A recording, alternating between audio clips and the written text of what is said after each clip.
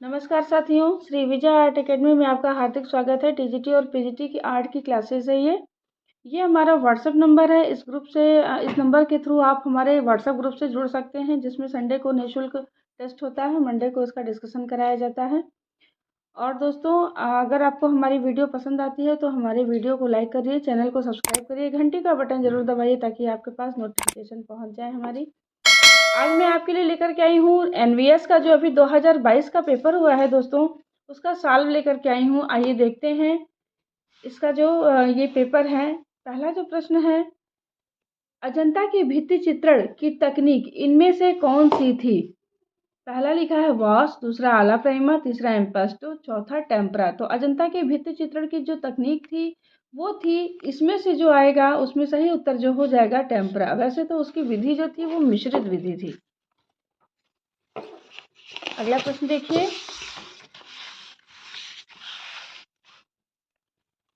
गंगा अवतरण मूर्तिकला किस काल की है? पहला चोल काल, दूसरा होयसल काल, तीसरा पल्लव काल, चौथा पांड्य काल। तो गंगा अवतरण ये जो मूर्तिकला है वो महाबलीपुरम में बनी हुई है और वो पल्लव काल की कृति है। अगला प्रश्न देखिए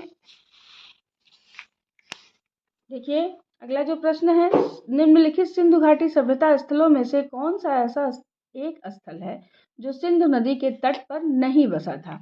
ये आपसे पूछ रहा है कि कौन सा ऐसा स्थल है जो सिंधु नदी के तट पर नहीं बसा था। दोस्तों, ये पहला जो दिया है मोहनजोदड़ो, ये सिंधु नदी के तट पर बसा है। दूसरा दिया है लोथल, तो लोथल दोस्तों गुजरात में स्थित है और ये भोगवा नदी के तट पर स्थित है। तीसरा आपका दिया है हड़प्पा, ये पाकिस्तान में रावी नदी के तट पर स्थित है। और चौथा चन्हुदड़ो दिया है, तो चन्हुदड़ो भी सिंधु नदी के तट पर स्थित है। तो आपका ये हो गया, मोहनजोदड़ो भी सिंधु नदी तट पर स्थित है और चन्हुदड़ो भी सिंधु नदी तट पर स्थित है। और ये दो जो स्थल हैं ये दोनों ही सिंधु नदी के तट पर स्थित नहीं है। तो इस क्वेश्चन को आप अपने हिसाब से देख लीजिएगा, आप इस क्वेश्चन पे चाहें तो ऑब्जेक्शन कर सकते हैं। आइए अगला प्रश्न देखते हैं। निम्नलिखित में से रविंद्रनाथ टैगोर द्वारा निर्मित चित्र महिला मुख किस माध्यम में बना है? पहला तेल, दूसरा इंक, तीसरा एक्रेलिक, चौथा वाश। तो रविंद्रनाथ टैगोर द्वारा जो महिला मुख बना है दोस्तों, वो बना है इंक में, यानी स्याही में बना हुआ है। अगला प्रश्न देखिए,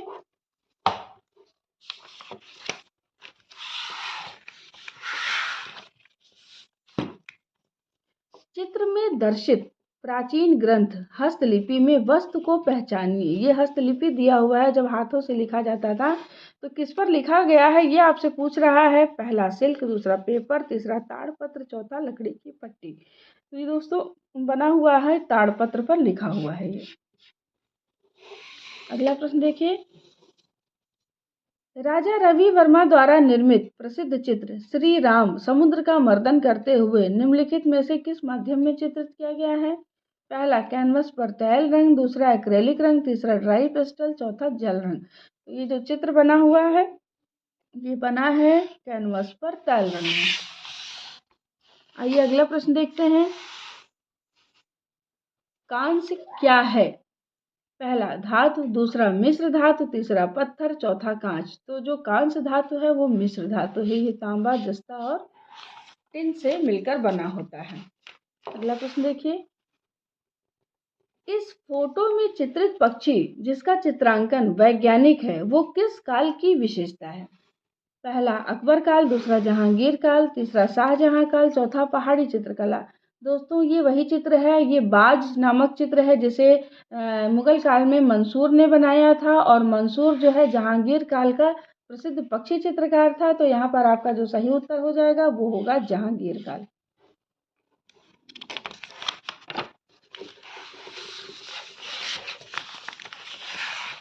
आइए अगला प्रश्न देखते हैं, विमल शाह मंदिर मंदिर परिसर का एक भाग है। पहला खजुराहो, दूसरा कोणार्क, तीसरा महाबलीपुरम, चौथा दिलवाड़ा। विमल शाही जो मंदिर है वो दिलवाड़ा मंदिर परिसर का एक भाग है। अगला प्रश्न देखिए, 999 ईस्वी में कौन सी बौद्ध पांडुलिपि को ताड़पत्र पर चित्रित किया था? पहला बुद्ध चरितम, दूसरा जातक कहानियां, तीसरा प्रज्ञा पारमिता, चौथा बोधिसत्वों की कहानियां। तो 999 ईस्वी में बौद्ध पांडुलिपि को में जो प्रज्ञा पारमिता थी उसे ताड़पत्र पर चित्रित किया गया था। आइए अगला प्रश्न देखते हैं। निम्नलिखित में से कौन सा नंदलाल बोस द्वारा चित्रित चित्र शिव का माध्यम है? पहला तेल, दूसरा फ्रेस्को, तीसरा वाश एवं टेम्परा, चौथा रेखांकन। तो जो उन्होंने शिव बनाया था वो वाश एवं टेम्परा में बनाया था। वैसे ज़्यादातर जो नंदलाल बोस के चित्र हैं वो वाश एवं टेम्परा में ही हैं। अगला प्रश्न दे रहा है, किन मायनों में राजस्थानी शैली के चित्र मुगल शैली से भिन्न है? पहला विषय एवं कहानियों का चित्रण, दूसरा आकृतियां, तीसरा प्रकृति चित्रण, चौथा जानवरों का चित्रण। तो राजस्थानी शैली के जो चित्र थे वो अपने विषय और कहानियों के चित्रण में मुगल से भिन्न थे। आइए अगला प्रश्न देखते हैं। पूछ रहा है, निम्नलिखित में से कौन सा पारदर्शी रंग है? पहला जल रंग, दूसरा पोस्टर रंग, तीसरा तैल रंग, चौथा ड्राई पेस्टल। तो पारदर्शी रंग है जल रंग। जो वाटर कलर होता है वो पारदर्शी रंग होता है।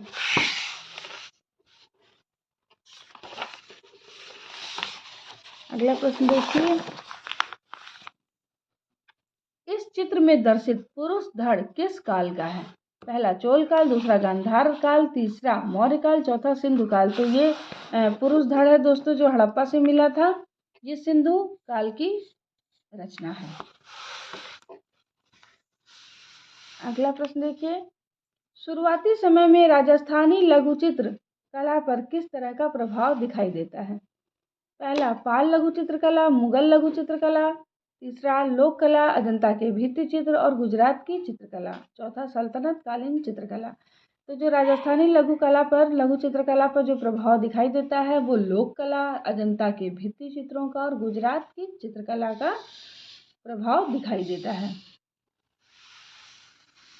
अगला प्रश्न देखिए।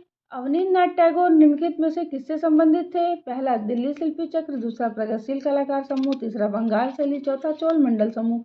तो अब सभी जानते हैं कि अवनींद्रनाथ टैगोर जो है बंगाल शैली से संबंधित थे। सिंधु घाटी मुद्राओं पर कौन सा पौराणिक जानवर दर्शित है? पहला यूनिकॉर्न, दूसरा जंगली सुअर, तीसरा ड्रैगन, चौथा कोबरा। तो सिंधु घाटी की मुद्राओं पर ये जो है यूनिकॉर्न ये चित्रित है। अगला प्रश्न देखिए। लघु चित्र का क्या अर्थ है? पहला विषय में लघु होते थे, दूसरा आकृतियों में लघु होते थे, तीसरा आकार में लघु होते थे, चौथा रंगों में लघु होते थे। तो जो लघु चित्र थे वो आकार में लघु होते थे, छोटे आकार के बनते थे।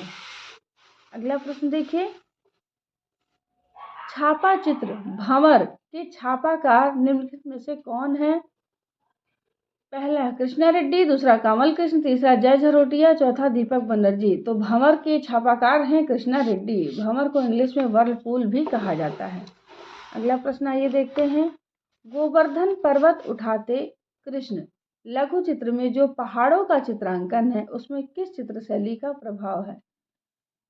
पहला चीनी शैली, दूसरा अजंता शैली, तीसरा जापानी शैली, चौथा पहाड़ी शैली। तो गोवर्धन पर्वत उठाते कृष्ण में जो पहाड़ों का चित्रांकन है उसमें चीनी शैली का प्रभाव है।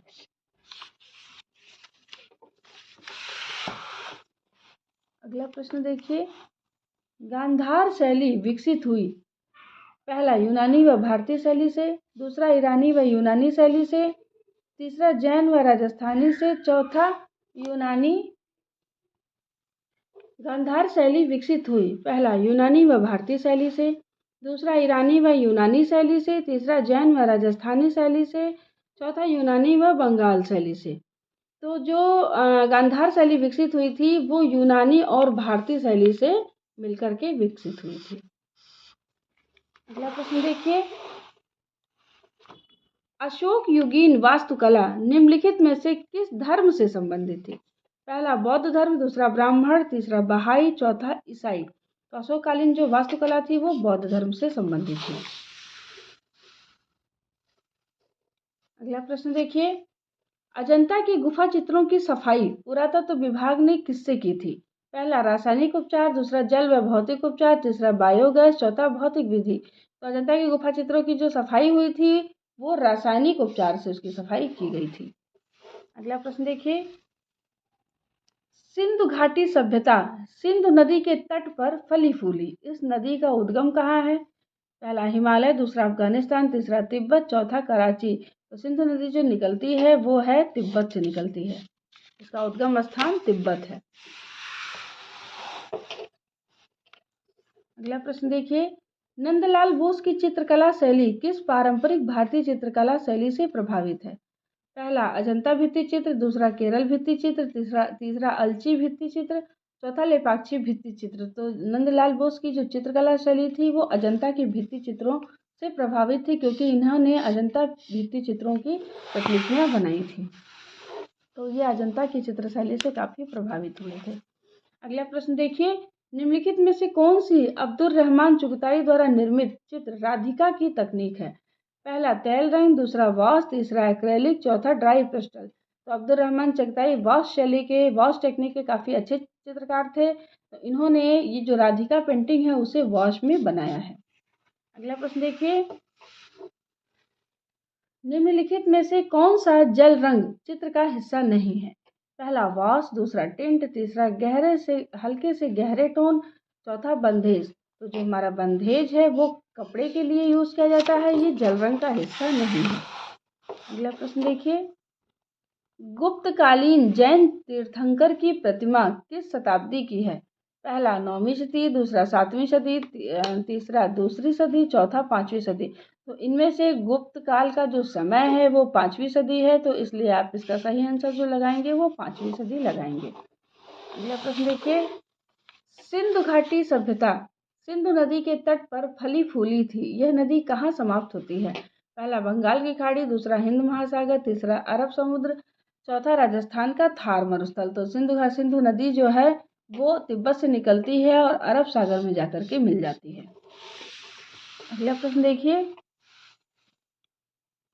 हुमायूं द्वारा भारत में आमंत्रित उत्कृष्ट चित्रकार का नाम बताइए। पहला अब्दुल समद, दूसरा हाजी मदनी, तीसरा उस्ताद मंसूर, चौथा उस्ताद फकीरुल्लाह खान। तो हुमायूं अपने साथ 2 चित्रकारों को लेकर के आया था, तो उसमें से एक थे अब्दुल समद शिराजी। अगला प्रश्न देखिए, और दूसरे थे मीर सैयद अली ताबरीजी। अगला प्रश्न है, भारत में 14वीं सदी ईस्वी में लघु चित्र बनाने के लिए ताड़ पत्रों का स्थान किसने ले लिया? पहला कपड़ा, दूसरा चमड़ा, तीसरा कागज, चौथा अन्य पत्तियां। तो उसका ताड़ पत्रों का जो स्थान ले लिया वो कागज ने ले लिया। अगला प्रश्न देखिए, कांस्य में मुख्य धातु क्या है? पहला टिन, दूसरा स्टील, तीसरा तांबा, चौथा एल्युमिनियम। तो कांस्य में मुख्य धातु के रूप में प्रयुक्त होता है वो है तांबा। अगला प्रश्न देखिए, जैन मुनि द्वारा चित्रित 1439 ईस्वी की एक हस्तलिपि लघु चित्रकला कहलाती है। पहला कालकाचार्य कथा, दूसरा मांडुकल्प सूत्र, तीसरा प्रज्ञा पारमिता, चौथा महावीर की जीवनी। तो जैन मुनि द्वारा चित्रित 1439 ईस्वी की हस्तलिपि लघु चित्रकला है मांडुकल्प सूत्र। अगला प्रश्न देखिए, कथात्मक बौद्ध हस्तलिपि लघु चित्र किस काल से संबंधित है? पहला गुप्त काल, दूसरा वाकाटक काल, तीसरा पाल काल, चौथा सातवाहन काल। तो बौद्ध हस्तलिपि जो लघु चित्र है वो पाल काल से संबंधित है। अगला प्रश्न देखिए, माउंट आबू से मातृ व शिशु मूर्ति कला किस पत्थर में बनी है? तो आपको पता है माउंट आबू में जो मंदिर बना हुआ है वो पूरी तरीके से संगमरमर का बना हुआ है, तो ये मूर्ति भी संगमरमर की बनी है। अगला प्रश्न देखिए, निम्नलिखित में से कौन सा स्तूप संरचना का भाग नहीं है? पहला हर्मिका, दूसरा अंडभाग, तीसरी खिड़की, चौथी वेदिका। तो स्तूप संरचना के भाग में खिड़की नहीं बनती। अगला प्रश्न देखिए, दिया है निम्नलिखित को सुमेलित कीजिए। पहला निहाल चंद, इसमें आइए देखते हैं निहाल चंद जो है दोस्तों वो किशनगढ़ के चित्रकार थे। दूसरा मनोहर दिया है, तो मनोहर जो है वो मेवाड़ शैली के चित्रकार हैं। साहिब राम जयपुर शैली के चित्रकार हैं और उत्कल राम बूंदी शैली के चित्रकार हैं। तो ए का हो जाएगा 3, तो पहले ऑप्शन में ही देख लीजिए, ए का है 3, दूसरे बी का हो जाएगा 4, तो इसमें दूसरे में बी का 4 दिया हुआ है। सी का 1 हो जाएगा साहिब राम जयपुर, और डी का हो जाएगा दूसरा नंबर बूंदी शैली। तो आपका जो सही ऑप्शन हो जाएगा वो पहला हो जाएगा। अगला प्रश्न देखिए, निम्नलिखित में से कौन सा चित्र अजंता की गुफा संख्या 16 में चित्रित है? पहला वज्रपाणी बोधिसत्व, दूसरा झूला झूलती राजकुमारी, तीसरा मार विजय, चौथा मरती राजकुमारी। तो गुफा संख्या 16 का सबसे सुंदर जो चित्र है वो है मरती राजकुमारी का चित्र। अगला प्रश्न देखिए, शीर्षक दारा शिकोह की बारात चित्रित लघु चित्र में दारा शिकोह कौन है? पहला जहांगीर का बेटा, दूसरा शाहजहां का बेटा, तीसरा बाबर का भाई, चौथा अकबर का भाई। तो जो दारा शिकोह था वो शाहजहां का बेटा था। अगला प्रश्न देखिए, राम किंकर बैस द्वारा निर्मित शीर्षक संथाल परिवार की मूर्ति में निम्नलिखित में से किस जानवर को दिखाया गया है? पहला बकरी, दूसरा कुत्ता, तीसरा भेड़, चौथा बिल्ली। तो संथाल परिवार में जो मूर्ति बनी है उसमें एक महिला के साथ कुत्ते को बनाया गया है। अगला प्रश्न देखिए, निम्नलिखित में से सांची स्तूप का युग क्या था? पहला शुंग, दूसरा मौर्य, तीसरा गांधार, चौथा सिंधु घाटी। तो सांची स्तूप का युग था वो शुंग काल था। अगला प्रश्न देखिए, एलोरा से कैलाश पर्वत को हिलाते हुए रावण की मूर्तिकला किस गुफा में है? गुफा संख्या 16, गुफा संख्या 15, गुफा संख्या 9, गुफा संख्या 13। तो कैलाश पर्वत को हिलाते हुए रावण की जो मूर्तिकला है वो गुफा संख्या 16 में है, जिसे कैलाश मंदिर के नाम से जानते हैं। अगला प्रश्न देखिए, भारतीय राष्ट्रीय ध्वज के विकास के 3 चरणों में निम्नलिखित में से कौन सा वर्ष नहीं है? पहला दिया 1906, दूसरा 1924, तीसरा 1921, चौथा 1947। तो इसमें से उसके जो विकास का चरण था उनमें से 1924 नहीं है, बाकी 1906 है, 1921 और 1947 है। अगला प्रश्न देखिए, सिंधु घाटी सभ्यता से प्राप्त मुद्राओं में कौन सी लिपि प्रयुक्त हुई है? पहला क्यूनिफॉर्म लिपि, दूसरा हेरोग्लिफ लिपि, तीसरी चीनी लिपि, चौथा देवनागरी लिपि। सिंधु घाटी सभ्यता की जो लिपि थी वो हेरोग्लिफ लिपि थी। अगला प्रश्न देखिए, भारत में लघु चित्र शैली का आरंभ पूछ रहा है कि सदी में हुआ? 9वीं सदी ईस्वी, उत्तरार्ध 9वीं सदी ईस्वी, तीसरा 10वीं सदी ईस्वी का पूर्वार्ध, चौथा 10वीं सदी ईस्वी का उत्तरार्ध। मेरे हिसाब से इसमें भारत में लघु चित्र शैली का जो आरंभ हुआ है वो 9वीं सदी से हुआ है, क्योंकि पाल शैली से इसका आरंभ होता है लघु चित्र शैली का, और पाल का जो समय है 7 से लेकर के 12वीं सदी है। तो 7 के करीब में जो आपकी सदी आ रही है वो 9वीं सदी है, तो इसका सही उत्तर हो जाएगा 9वीं सदी।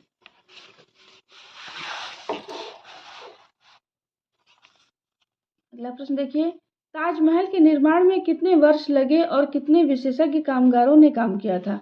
पहला 20 वर्ष और 20,000 लोग, दूसरा 20 वर्ष और 13,000 लोग, तीसरा 10 वर्ष और 20,000 लोग, चौथा 15 वर्ष और 20,000 लोग। तो ताजमहल के निर्माण में 20 वर्ष और 20,000 लोगों ने काम किया था। सिंधु घाटी सभ्यता का स्थान धौलावीरा कौन सी नदी के तट पर स्थित है? पहला सिंधु नदी, दूसरा लूनी नदी, तीसरा भगवा नदी, चौथा रावी नदी। तो देखिए, जो धौलावीरा है वो गुजरात के कच्छ में स्थित है, कच्छ जिले में, और कच्छ में लूनी नदी बहती है, कच्छ का रण उसको लूनी नदी बहती है। अगला प्रश्न देखिए, हमजानामा लघु चित्र का क्या काल है? 1500 से 1515 एडी, दूसरा 1650 से 1665 एडी, तीसरा 1600 से 1615 एडी, चौथा 1567 से 1582 एडी। तो हमजानामा लघु चित्र का जो समय है वो 1567 से 1582 एडी है। बौद्ध वास्तुकला में विहार बौद्ध भिक्षुओं के लिए रहने की जगह थी, पूजा की जगह थी, ज्ञान संग्रह की जगह थी, कि खाद्य सामग्री संग्रह के लिए जगह थी? तो जो विहार थी वो बौद्ध भिक्षुओं के रहने की जगह थी।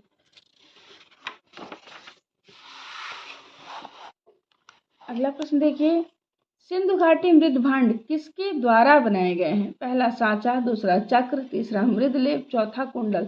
कभी जब आपको हिंदी समझ में नहीं आती है तो आप इंग्लिश वर्जन जरूर देखिए। इसमें दिया हुआ है, इसमें जो सही उत्तर हो जाएगा आपका चक्र। और ऐसे चक्र समझ में नहीं आ रहा है तो देखिए दिया है दूसरे नंबर पे व्हील।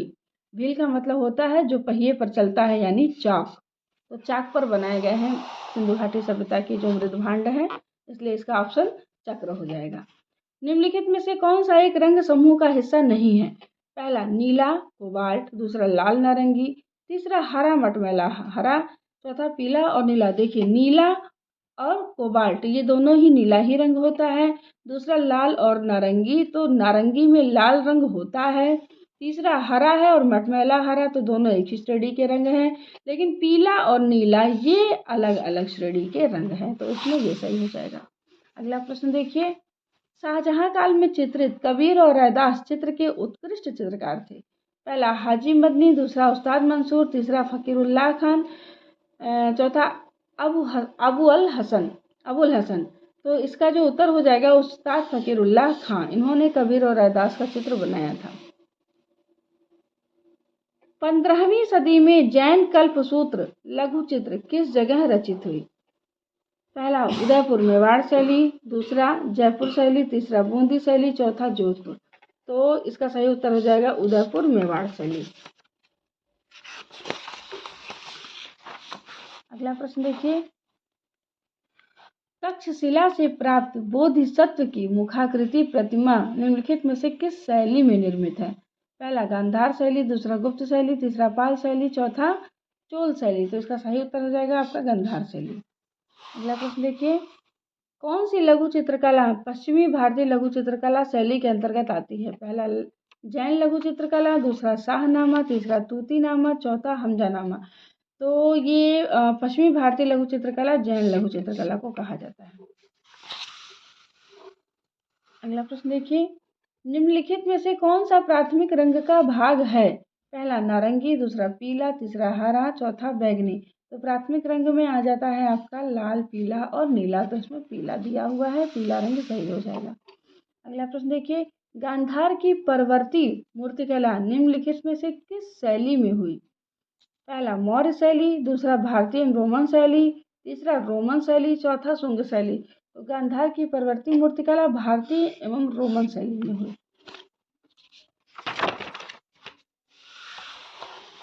अगला प्रश्न देखिए, नंदलाल बोस के द्वारा हरिपुरा अधिवेशन के लिए निर्मित किए गए पोस्टर का माध्यम क्या था? पहला वास, दूसरा टेम्परा, तीसरा तेल, चौथा फ्रेस्को। तो नंदलाल बोस ने हरिपुरा अधिवेशन के लिए जो पोस्टर बनाया था उसका माध्यम जो था वो था टेम्परा।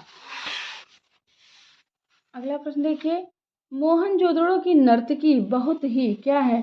पहला रूढ़ शैली है, दूसरा वास्तविक है, तीसरा व्यंग्यात्मक है, चौथा अमूर्त। तो देखिए वास्तविक तो है नहीं, व्यंग्यात्मक भी नहीं है, अमूर्त भी नहीं है, तो इसका जो उत्तर हो जाएगा वो रूढ़ शैली हो जाएगा।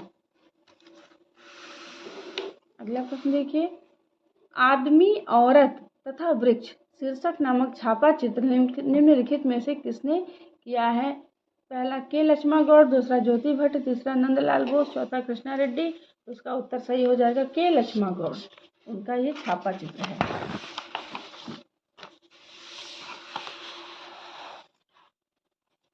रामकिंकर बैज ने किसमें मूर्तिशिल्प नहीं बनाए हैं? कंक्रीट, पत्थर, मिट्टी या फाइबर ग्लास। तो उन्होंने फाइबर ग्लास में किसी भी मूर्तिशिल्प की रचना नहीं की है। अगला प्रश्न देखिए, जब लघु चित्र बन जाते थे तो उन्हें रत्नों यानी गोमेद से रगड़कर चमकाया जाता था और रंगों को पक्का किया जाता था। यह किस शैली की विशेषता है? पहला राजस्थानी चित्रकला, दूसरा मुगल चित्रकला, तीसरा जैन लघु चित्रकला, चौथा पहाड़ी लघु चित्रकला। तो ये जो विधि थी रंगों को पक्का करने की या चमकाने की वो मुगल चित्रकला की विशेषता थी। अगला प्रश्न देखिए, अजंता के भित्ति चित्रण में प्रयुक्त लेपिस लाजुली इनमें से किस देश से आयात किया जाता था? पहला श्रीलंका, दूसरा तिब्बत, तीसरा नेपाल, चौथा फारस। तो लेपिस लाजुली जो रंग था वो फारस से आयात किया जाता था। अगला प्रश्न देखिए, मुगल शैली के लघु चित्र में रजमनामा चित्र क्या दर्शाता है? पहला पंचतंत्र की कहानियां, दूसरा रामायण, तीसरा महाभारत, चौथा मुगल रानी की जीवनी। तो रजमनामा जो है वो महाभारत का फारसी अनुवाद है। अगला प्रश्न देखिए, पूछ रहा है एलिफेंटा है गुफा वास्तुकला, मंदिर वास्तुकला, स्तूप वास्तुकला या किले की वास्तुकला। तो एलिफेंटा जो है वो गुफा वास्तुकला है। अगला प्रश्न देखिए, सिंधु घाटी सभ्यता से प्राप्त मानव धड़ में चल शरीर के अंग थे क्योंकि उसमें थी क्या? पहला खूंटी, दूसरा सुराग, तीसरा गोलाकार कोटर, चौथा कील। तो इसका सही उत्तर हो जाएगा गोलाकार कोटर।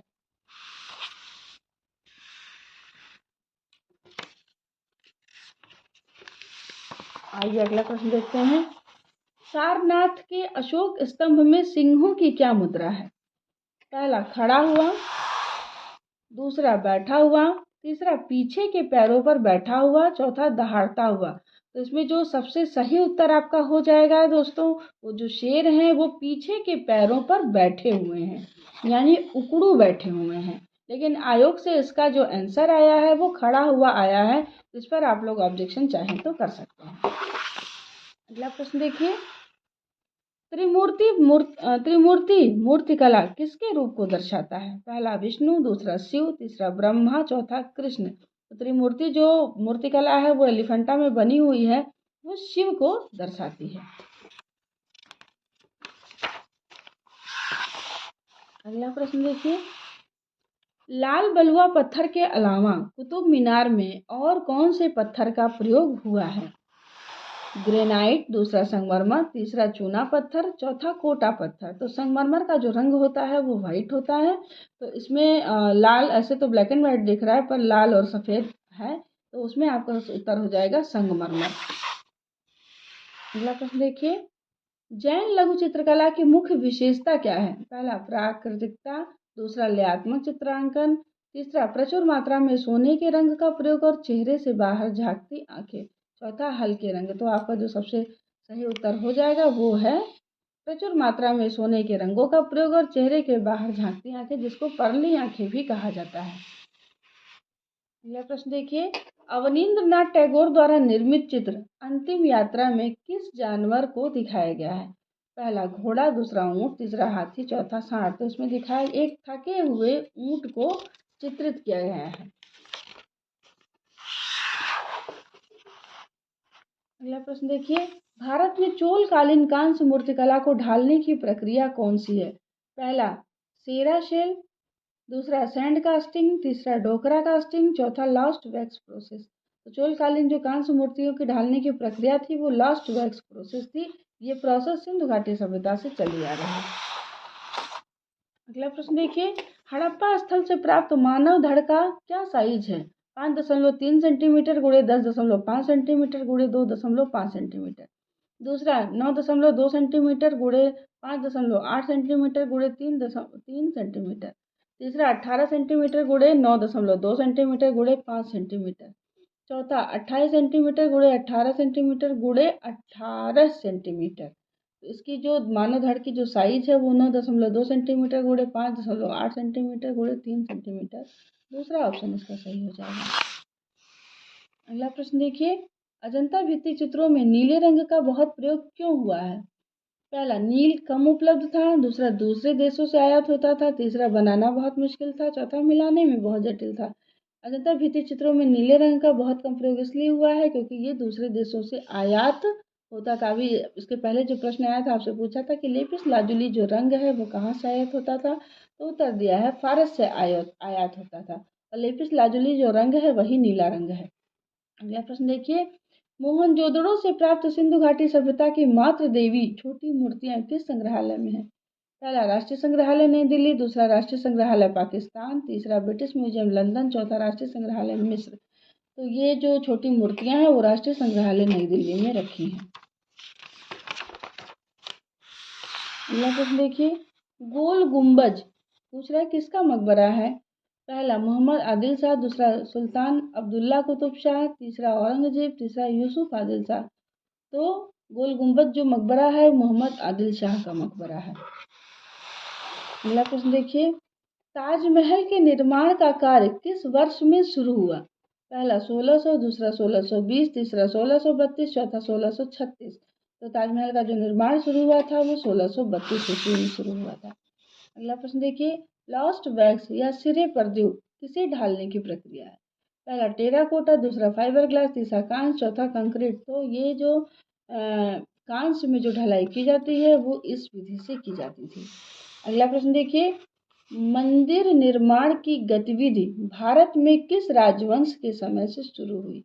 पहला मौर्य राजवंश, दूसरा कुषाण राजवंश, तीसरा शुंग राजवंश, चौथा गुप्त राजवंश। तो गुप्त के समय मंदिर निर्माण की गतिविधि शुरू हुई, इसे मंदिरों का काल भी कहा जाता है। अगला प्रश्न देखिए। पीवी जानकीराम द्वारा निर्मित मूर्ति गणेश वर्तमान समय में कहाँ संग्रहित है?